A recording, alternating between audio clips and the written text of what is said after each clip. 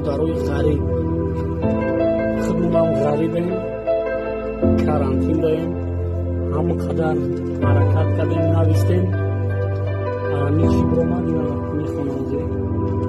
گریه نکن مادر جان که من غریبم گریه نکن موی سفید تو بمیرم ملکی غریب عذاب و رنج مانند زندان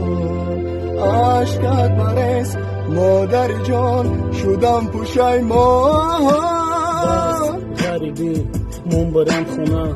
یاد کردم نوازشوی او چجون من سیلایی دستوشا شیرین سخنوشا غریبی نکشته او چم آرزوهاشا من برگردم مرم برم خونه عملی گردان و مرزوهای او چجون من قومتی خمشه روز کنم پیشی همسایه ها غریبی که نامردی تو که من در کوچه ها میگردم لیباس های کندگی قطی ای خدا چم گریه دارت نگاه نکردی نرزانش کاشم مستجا گردان دوهاش ای خدا قوتش ده برگردان بچه جانشه ای کاش میخوندم 4 سالی دیگرم کاش میگرفتم دختری همسایه را کاش که میرفتم خدمت وطن من میکردم عبود در غریبی نمیگشتم خاروزا گریه نکن مادر جان که من غریبم گریه نکن موی سفید تو بمیرم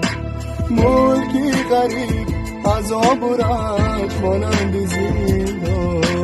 عشقت مرس مادر جان شدم پشیمان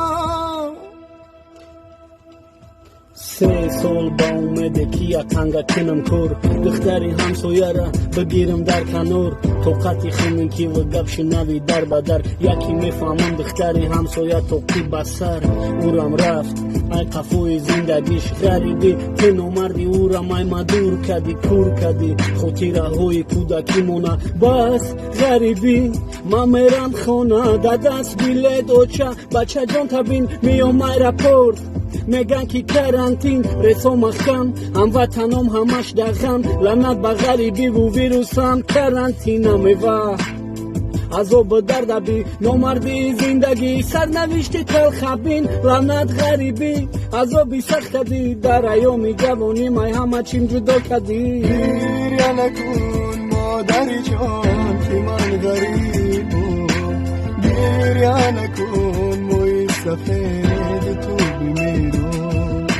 ملکی غریب عذاب و رنج مانند زندان عشقت مرس مادر جان شدم پشیمان